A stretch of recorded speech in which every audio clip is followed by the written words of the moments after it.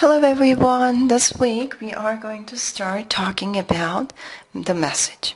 We're going to learn about the theories that help us analyze or teach us how to analyze messages. We're going to start with nonverbal theory and then we will move on to other theories in our class. Let's start with the nonverbal theory. In most cases, as you all know, language and behavior work together to convey a meaning. Nonverbal codes are clusters of behaviors that we use to convey meanings. Nonverbal codes sometimes enhance and complete the verbal messages, like saying goodbye and waving at the same time. But sometimes they replace the verbal message. We say nothing, but we convey the meaning through our nonverbals. For example, shaking your head to convey disapproval. That's a good example of nonverbal usage to replace the verbal message. But sometimes nonverbal messages contradict the verbal messages. When they contradict the verbal message, we tend to believe in the meaning conveyed by the nonverbal and ignore the verbal message completely. For example, saying I'm okay but shaking at the same time is one of these cases, one of these examples. Some nonverbals have universal meanings, but most of them are cultural, and we will come back to this idea later. Nonverbal code systems are classified according to their use, function, and action origins. Some of them, like kinesics, involve body actions. Some of them involve use of voice. Some involve facial expressions, and others involve physical appearance, touch, use of space, use of time, and use of artifacts. So the types of nonverbal messages include kinesics, in other words, the body language, facial expressions, paralanguage, in other words, the use of voice, physical appearance, haptics, in other words, the use of touch, proxemics, use of space, chronomics, use of time, and use of artifacts and objects to convey a meaning. When we analyze nonverbal messages, we need to analyze their origins, their coding, and their usage. Origin means the source of the act. Nonverbal behavior may be innate, built into our nervous system, like shaking when you get nervous. It could be species constant. In other words, a universal behavior that is required for our survival, or variant across cultures, groups, and individuals. So the analysis of a nonverbal behavior or act begins with the origin of that nonverbal. Then we move on to the coding. Coding means the relationship of the act to its meaning. An act may be arbitrary or non-arbitrary. For example, waving your hand to say goodbye to someone is arbitrary, but stretching your arms and putting your hands up to keep someone away from you is not. The last thing we analyze while we're analyzing nonverbal behavior is the usage of that nonverbal act. How do we use this act? The usage includes the degree to which a nonverbal behavior is intended to convey a meaning. Some of them are deliberate and some of them are not. Is the act deliberately used to convey a meaning? Is it an interactive act, meaning that the act is designed to influence the behavior of others? Is it an informative act, meaning the act may not be intended to convey a meaning, but it still can provide the information for the perceiver? So while we're analyzing a nonverbal act, we pay attention to all of these details and we analyze the act from these perspectives. We pay attention to the origin, we pay attention to the coding, and we pay attention to the usage. Your book doesn't mention it, but I wanted to add one more item to this list. Like we said earlier, most nonverbal behaviors are cultural, right? If this is the case, then that means we also need to take the culture into an account while analyzing a nonverbal message or behavior. Proxemics is a good example of it. Proxemics, as you all read in your books, is the study of how we use space. How one uses the space and space around him or her is a cultural matter. There are 8 factors that may have an impact or that may influence how we use the space, right? Posture and sex relationship is one of them. Gendered body positioning is a good example of it. Men tend to occupy larger spaces when they sit.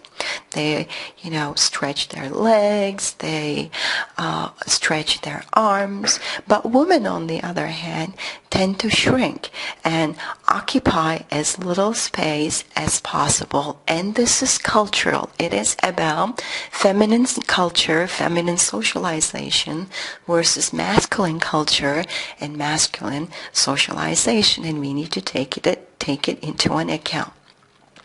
How we position our body is the second factor that we need to consider if we're analyzing proxemics and taking the culture into an account, for example. By body positioning, we either encourage or disencourage interaction. Sitting side by side or face to face or turning your back to someone are good examples of such behavior. Kinesics is another factor in terms of how we use the space. How is the body being used in relationship to the space around it? Is the person sitting in the most prominent place in the living room or curled up in a remote corner? Touching behavior is also very cultural. How close do we let other people come to us? How close can they sit before they start, making us uncomfortable? Or how close they can stand to us is very cultural. Visual codes, which means how you use your gaze. Thermal codes, which means perceived warmth of the others around you. And smell of others and voice loudness are also factors that factor in to the decision of how we use the space. Our culture determines the meanings and borders of these factors for us. Using heavy cologne or perfume might be okay in one culture, but in another culture, it may be a reason to stay away from that person. Speaking loud can be what is expected from a person in one culture, but in another culture, it may be a reason to stay away from that person.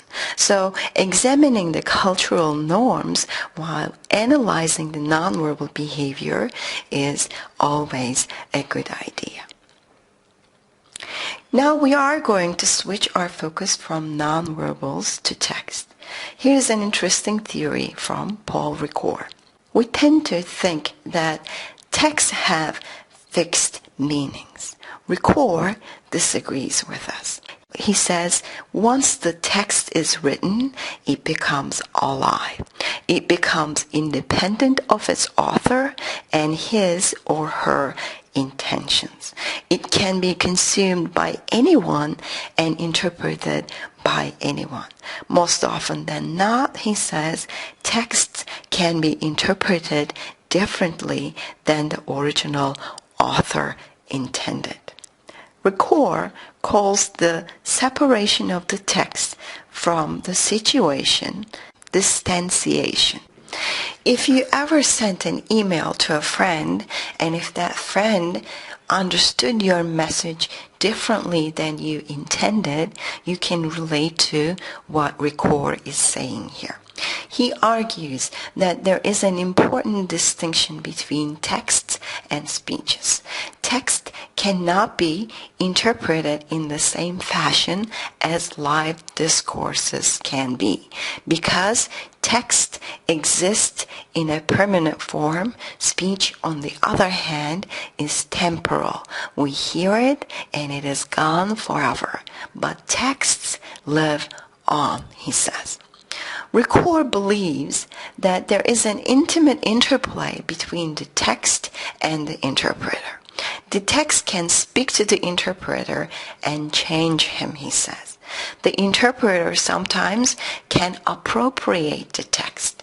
Appropriation here means being open to the messages of the text, embracing them or making them your own, or reading meaning into those messages, your own meaning into those messages. Because texts are open to multiple interpretations, a good analysis always begins with the interpreter distancing himself or herself from the text.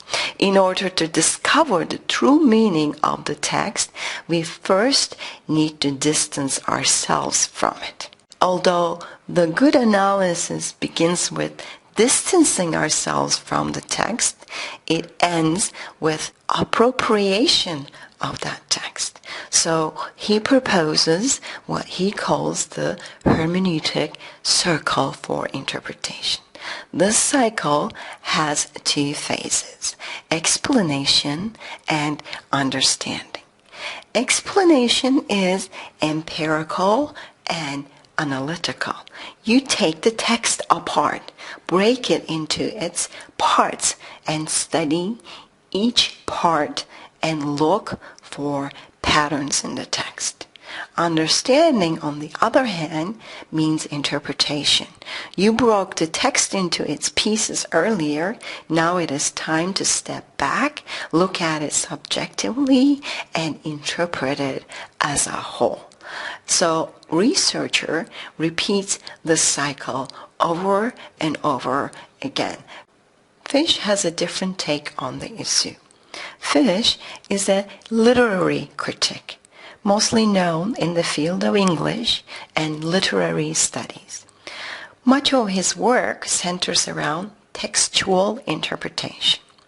Record argues that meaning can be found or embedded in the text. Fish, on the other hand, argues that the meaning resides within the reader or the audience. Assigning meaning is not only an individual matter for Stanley Fish. Instead, readers constitute what he calls interpretive communities. These groups interact and construct common meanings, common realities, and common interpretations of the texts. Fish believes language and meanings are created through social interactions. Both Record and Fish use the same interpretive hermeneutic circle while they are analyzing the text, but they differ from one another in terms of the function of the interpreter. For example, Record would argue that anyone can read and interpret the Bible. Fish, on the other hand, will say interpretation of the Bible is never a one-person thing. Interpretive community of clerks need to agree on that interpretation.